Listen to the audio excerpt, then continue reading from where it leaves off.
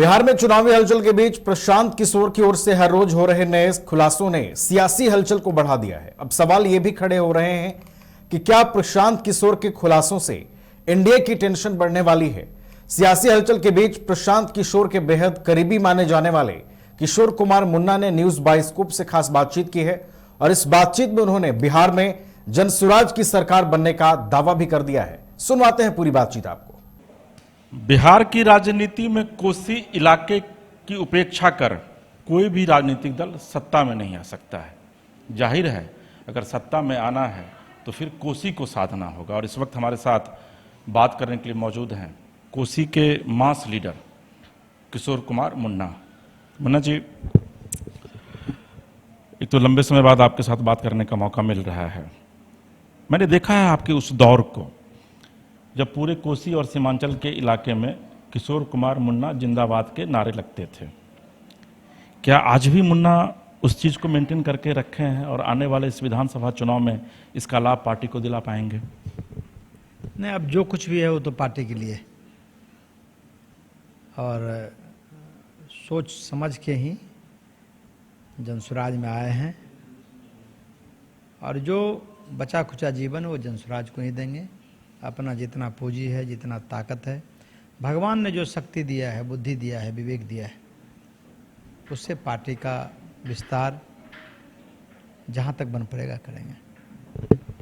मुन्ना जी, एक बड़ी अच्छी पंक्ति है। 1990 के दशक में एक हिंदी फिल्म आई थी, उसका गाना बड़ा अच्छा लोकप्रिय था कि बहुत देर से दर पे आंखें लगी थी, हुजूर आते आते बहुत देर कर दी।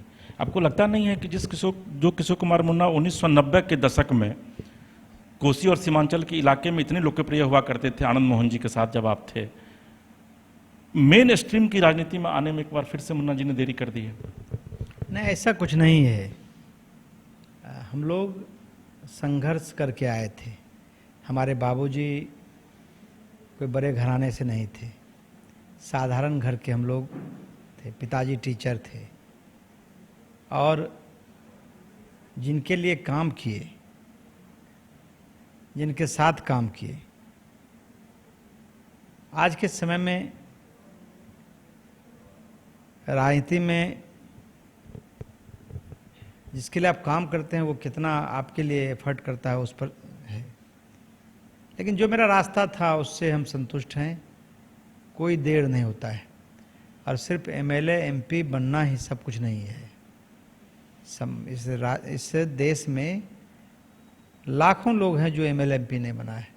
एमएलए एमपी तो कुछ ही बनते हैं, लेकिन एमएलए एमपी को लोग कितना लोग जानते हैं? प्रशांत किशोर जी तो एमएलए एमपी नहीं रहे हैं, गांधी जी एमएलए एमपी नहीं हुए, जयप्रकाश जी नहीं हुए, बहुत सारे लोग नहीं हुए। उससे क्या फर्क पड़ता है आपके व्यक्तित्व को?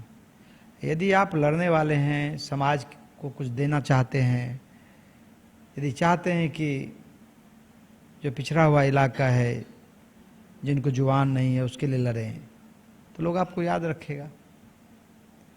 और बहुत जो आपने कहा कि हुजूर आते आते बहुत देर कर दी, मैं देर नहीं मानता हूँ। मेरा स्वर्णिम था, मेरा जवानी था, वो मैंने दिया वहाँ, तो उसका कुछ समाधान भी निकला होगा। ऐसा नहीं है कि सिर्फ हाँ यहाँ आते तो सदन में बैठ के बात करते, वहाँ सड़क पे कर रहे थे, लेकिन समाधान दोनों तरफ, दोनों जगह होता है। मैं तो 6 साल सदन में भी रहा, 5 साल रहा और एक बार तो बना ही नहीं, और मैं सड़क पे भी हूँ। और अब तो लगभग मुझे लगता है कि मतलब सक्रिय राजनीति लगभग 35-36 वर्ष हो गया। स्टूडेंट पॉलिटिक्स तो बहुत पहले से हम शुरू कर दिए थे, यदि जोड़िएगा तो 40 साल हो जाएगा। तो एकदम संतुष्ट भी हैं और जो मैंने समय दिया उससे हजारों काम हुआ होगा। लोगों का सेवा, लोगों का अस्पताल में मदद, भ्रष्टाचार के खिलाफ लड़ाई, बहुत लोगों को, लाखों लोगों को हम काम आए होंगे। और यही कारण है कि आज जो हमारा एमएलए एमपी नहीं रहने के बाद हम 2010 तक रहे, तो 10 से अभी तक तो कुछ नहीं, 15 साल हो गया। लेकिन आज भी मैं मानता हूँ कि जो वर्तमान में वहाँ कोई लोग हैं या, तो उससे हमारा व्यक्तित्व घट नहीं गया है। मुन्ना जी, बतौर नेता सदन में आपको ज़्यादा अच्छा लगता है या फिर सड़क पर? नहीं देखिए, हम लोग तो आदमी सड़क के ही हैं, आप भी जानते हैं। आप भी वहीं से आते हैं जहाँ से मैं आता हूँ, और आपने वो चीज़ महसूस किया होगा। तो स्वाभाविक है कि जो आप वहाँ करते हैं वो सीधे उसको लगता है कि वो हमारे लिए कर रहा है। यहाँ जो लोग सदन में आके करता है तो उसमें व्यापकता होता है, लेकिन आज के समय में जो लोग जीत के आते हैं, या उसमें भी मैंने जब मैं था तब भी बहुत सारे ऐसे एमएलए, बहुतायत एमएलए ऐसे थे जो जिनको जनहित के सवाल से कोई वास्ता नहीं रहता था, आज भी नहीं है। वो जीत के आते हैं, उनको सिर्फ हाथ उठाना है। कोई कानून आया, विपक्ष में है तब आप हाथ उठाइए कि ना में, सदन में सत्ता पक्ष में है तो हाँ में, तो इसके अलावा कोई काम होता नहीं। उसके बाद जो उसका समय बचता है वो पैरवी पट्टा, पैसा कौड़ी सब में लग जाता है। सब लोग वैसे नहीं हैं, लेकिन ज़्यादातर लोग उसी में हैं। तो स्वाभाविक है कि हमको कोई फर्क नहीं पड़ा। लोग उस समय भी उतना ही मानता था, आज भी उतना ही मानता है। जिस जाति से हम आते हैं, हमारा जात का भी लोग नहीं वहाँ है, लेकिन कोई जात नहीं हो। हम तो राजद के खिलाफ जीत के आए थे, लेकिन राजद का जो कोर वोटर है, अशोक सिंह को आपने हराया। अशोक सिंह, अन्य भी कोई दूसरे लोग भी थे, तो जो कोर वोटर है राजद का, वो भी मुझसे नफरत नहीं करता है। वो भी कहता है नहीं भाई, वो आया मेरे पास, एमएलए बन गए, वोट हमको नहीं दिया तो उसका काम कर दिए। तो आपका सकारात्मक काम जो है वो कभी मरता नहीं है। तो मैंने जो काम की उसका वो कभी मरेगा नहीं, वो जिंदा रहेगा। बीजेपी, एक जमाने में नीतीश जी से भी आपके बड़े अच्छे संबंध थे। आरजेडी, जेडीयू, ये पार्टियां आपको अब अच्छी नहीं लगी।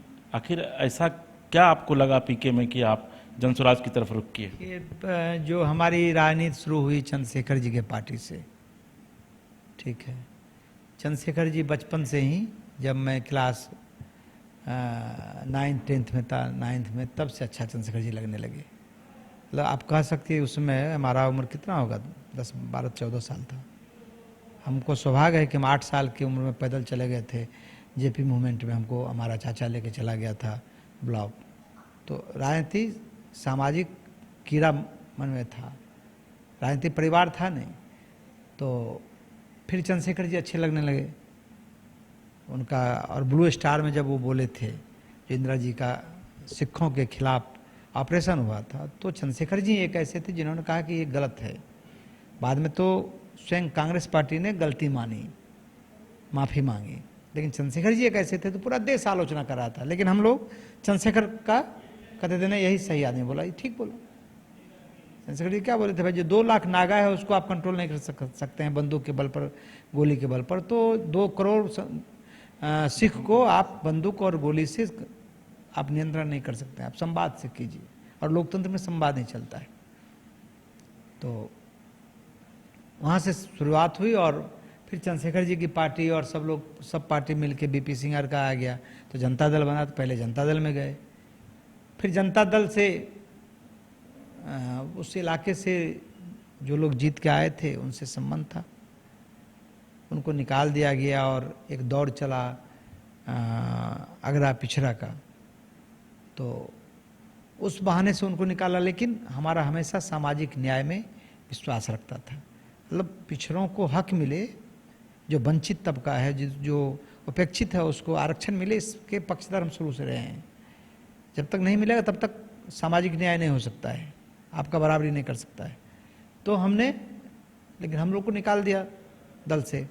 तो दल से निकल गए तो फिर बिहार पीपल्स पार्टी बना। तो बिहार पीपल्स पार्टी में भी लगभग 8 साल रहे, 7 साल रहे। 2000 में फिर छूट गया, फिर इंडिपेंडेंट चुनाव लड़े। 95 में पहला चुनाव लड़े बिहार पीपल्स पार्टी से। तो उनके साथ भी रहे, आनंद मोहन जी के साथ भी रहे। तो आनंद मोहन जी के साथ बहुत ईमानदारी से रहे। पूरा दुनिया जानती है कि इतना ईमानदारी से लोग नहीं रहता है, लेकिन हमने बड़ा भाई माना पार्टी में और ईमानदारी से काम किया। तो उसका लाभ पार्टी को भी मिला, आनंद मोहन जी को मिला, और हमको भी मिला।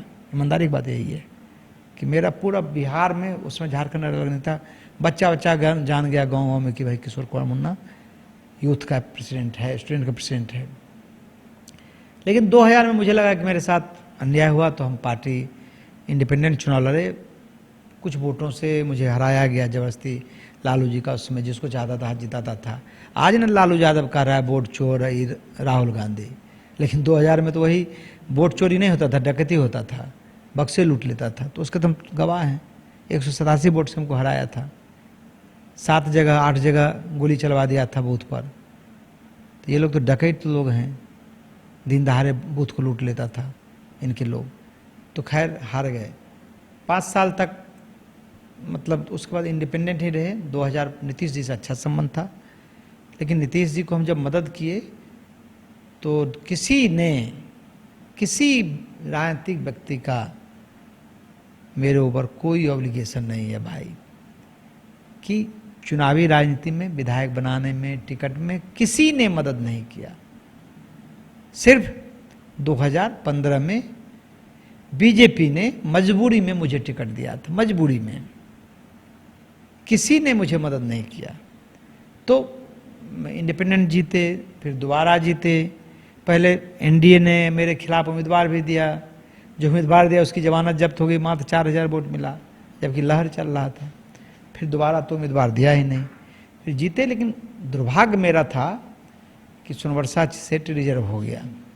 फिर हमको संघर्ष करना पड़ा। मेरे होता है ना किसी कार्यकर्ता के मन में, हम तो भगवान से यही कहते हैं, अरे भगवान अब तो हमको मौका भी दे दिए, हम 2 बार जीत गए, 5 साल 9 महीना एमएलए भी रह गए। बहुत सारे लोग ऐसे हैं जिंदगी गुजर गई, मर गए, लालसा खत्म हो गया, वो कभी एमएलए नहीं बन सका। तो मैं मानता हूँ कि भाई भगवान ने तो मुझे मौका दिया और उस क्षेत्र की जनता ने मौका दिया। तो फिर 10 के बाद से संघर्ष शुरू हुआ। 14 में बहुत दबाव आया, सुशील मोदी जी आज नहीं है, उसमें सुशील मोदी, मंगल पांडे और सब लोग थे, जो ऊपर से धर्मेंद्र प्रधान जी थे, जिन्होंने कोशिश की कि भाई बीजेपी में जाएं। मन नहीं था मेरा। हमेशा विचार समाजवादी विचारधारा में विश्वास। हम लोग जयप्रकाश नारायण को, चंद्रशेखर को, लोहिया जी को मानने वाले लोग थे, कर्पूरी जी को मानने वाले लोग थे। लेकिन एक होता है ना, उस समय दबाव पड़ रहा था तो बीजेपी में चले गए, मन नहीं था। बीजेपी में रहे करीब हमको लगता है 6 साल। 6 साल में अपने जीवन का सारा पूंजी गवा दिए। तो 1 साल के बाद कहा था कि भाई, हमने कहा था भाई हम जा रहे हैं तो 15 साल रहेंगे, तो ये सोच के। लेकिन बोला कि नहीं इस बार आप, हम बोले नहीं चुनाव हम लड़ेंगे नहीं, हम लड़ने के लिए तैयार नहीं। हमको देना है तो सहरसा दीजिए, नहीं तो छोड़ दीजिए, हम रहेंगे पार्टी में। तो इन लोगों ने वहाँ से सुपौल से शहनवाज हुसैन को उम्मीदवार बनाया था, जो पूर्व केंद्रीय मंत्री है, लेकिन उन्होंने विजेंद्र यादव के डर से भाग गया, इनकार कर गया। ये सबको मालूम, अखबार में भी छपा। फिर उसके बाद हमको बुला के दिल्ली बुलाया गया, बात किया, कहा चिंता मत कीजिए, आपको लड़ना है। खासकर सुशील मोदी, क्योंकि उसके पहले मोदी जी का बहुत लहर था। और जब कामेश्वर चौपाल जी चुनाव लड़े थे लोकसभा का, तो सुपौल में मात्र 22-23 हज़ार वोट मिला था। तो वहाँ हम चुनाव लड़ने गए 15 दिन में, और हमको लगभग 50,000 वोट मिला। और विजेंद्र यादव गांव भोंकने लगे, जो कभी नहीं जाता था। तो चुनाव लड़े, लेकिन 5 साल काम भी किए। इन लोगों ने कहा भी कि भाई सुपौल साहब को फिर रिपीट करना है, भाजपा अलग थी। बाद में जब नीतीश जी का अलायंस हुआ उनसे, तो फिर पार्टी ने बुला के हमको कहा कि भाई आपको सहरसा लड़ना है। और ऐसा भी नहीं कि मतलब भाजपा में भी क्या है कि यदि टिकट मिला ठीक है, नहीं मिला तो जो उम्मीदवार है वो भाजपा का काम खिलाफ करके राजद को मदद करता था। हम वो भी काम नहीं किए। 2020 में हम सुपौल में थे और इन लोगों ने कहा कि भाई अब सहरसा लड़ना है। लेकिन जब चुनाव का समय आया तो इन लोगों ने हाथ उठा दिया, बात भी करना मुनासिब नहीं समझा। तो फिर हम रिजाइन करके सहरसा से ही चुनाव लड़े और चुनाव हार गए बुरी तरह। मात्र 12,900 वोट हमको मिला। और दुर्भाग्य ये कि जो मेरा गुरु था, राजनीतिक रूप से गुरु ही थे आनंद मोहन जी, उनके धर्मपत्नी जो मेरी भाभी लगती थी, बहुत अच्छा संबंध था, उनके विरुद्ध लड़ना पड़ा मुझे, बहुत कष्ट भी हुआ। एक राजनीतिक परिस्थिति जन होता है कि लोगों को लड़ना पड़ता है। लेकिन मुझे आज भी अफसोस है, लोग कहा कि आपके चलते हार गए, लेकिन हकीकत मेरे चलते वो नहीं हारे। उनके मन में होता है, लेकिन हमने उनको नुकसान नहीं पहुंचाया। पीके क्यों अच्छे लगते हैं अब आपको? नहीं, पीके अच्छे क्यों लगते हैं तो 2020 से फिर हम इंडिपेंडेंट नहीं रहे और सोचे कि बाबू भाई हमको यहीं से राजनीति करना है, और लगातार हम काम भी कर रहे थे। पीके 2021 में जब जनसुराज वो बंगाल से चुनाव लड़के आ गए थे, तो प्रशांत किशोर जी, पवन वर्मा, उदय सिंह जी, ये लोग आपस में बैठ के, और बहुत सारे लोग दिल्ली में थे जो सोच रहे थे क्या करना चाहिए नहीं करना चाहिए, बिहार की जो हालत थी उसको परिप्रेक्ष्य में रखकर, केंद्र में रखकर ये लोग सोच रहे थे।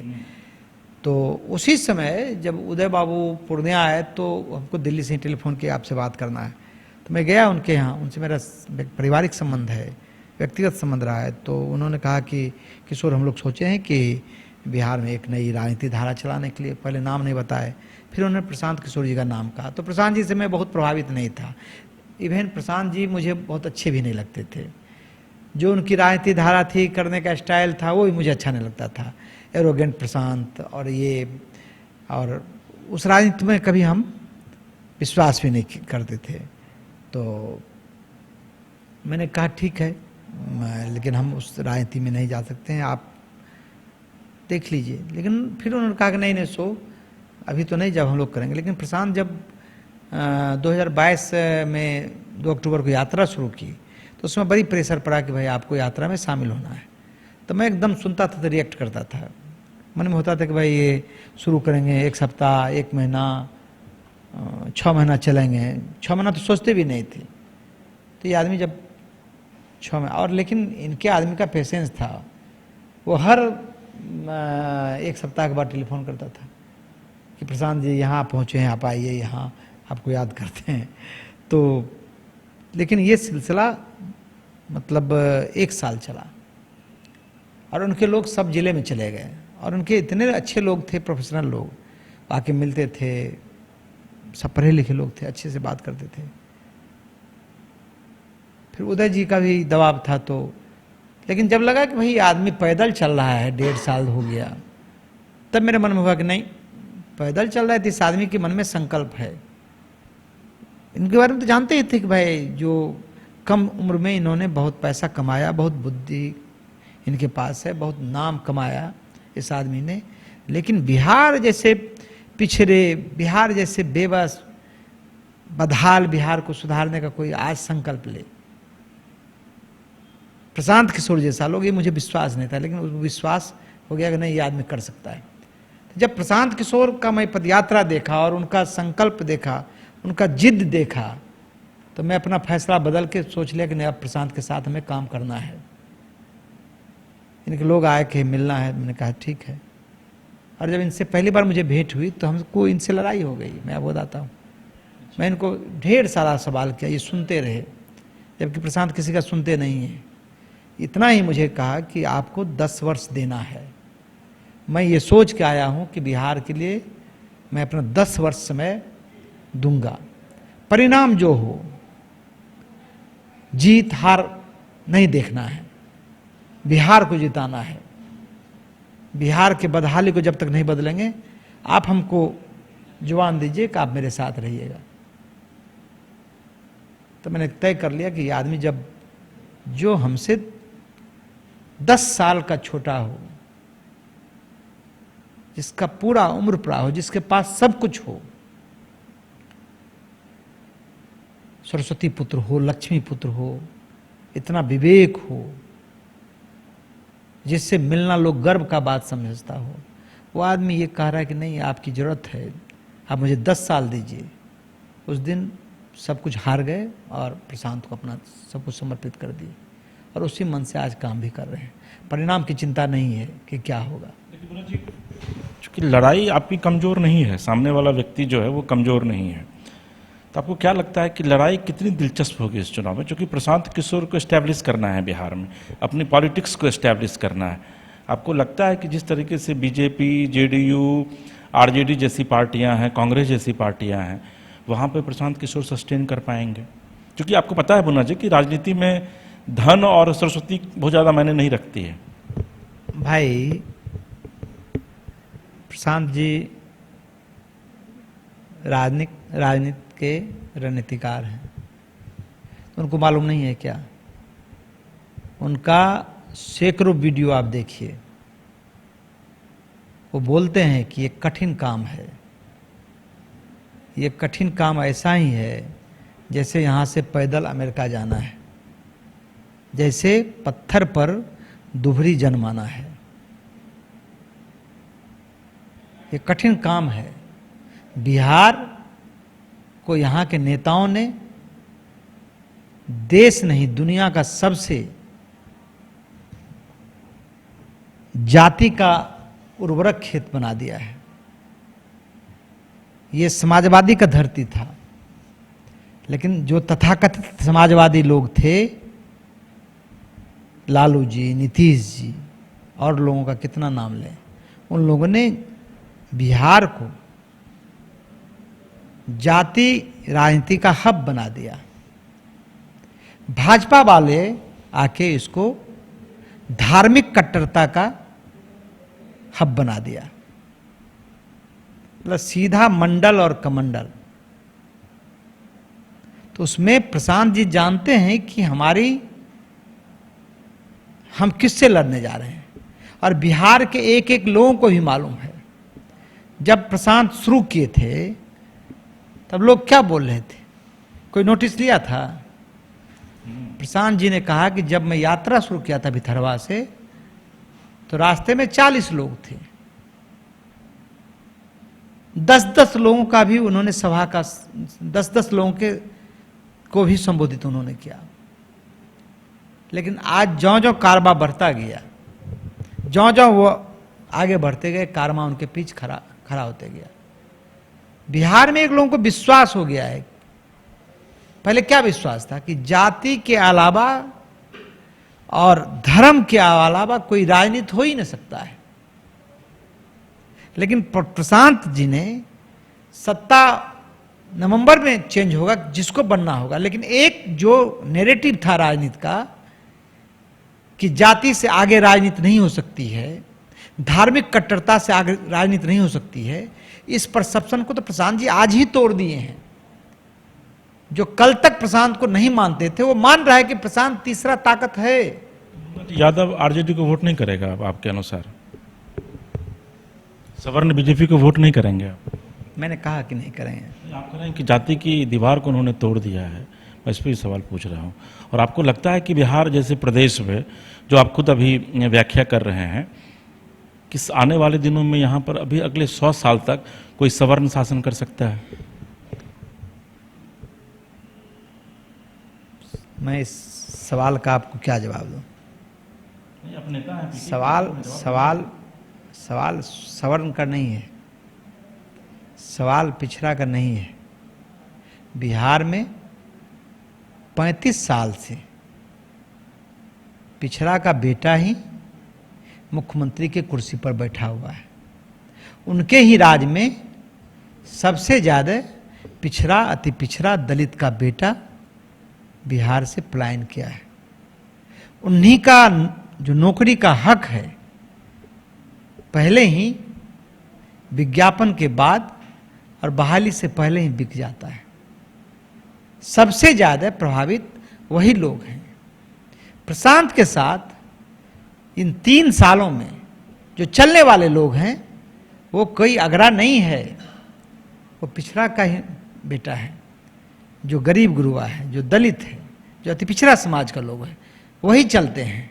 100 में 99 लोग वही पैदल चल रहे हैं, 10-10 किलोमीटर पैदल चल रहे हैं, वही सभा में सुनने आ रहा है, वही अभी जो पारिवारिक लाभ मेरा बन रहा है वही बन रहा है, वही 10 रुपया दे रहा है। तब विश्वास आपको भी नहीं होगा। आपको क्यों विश्वास होगा?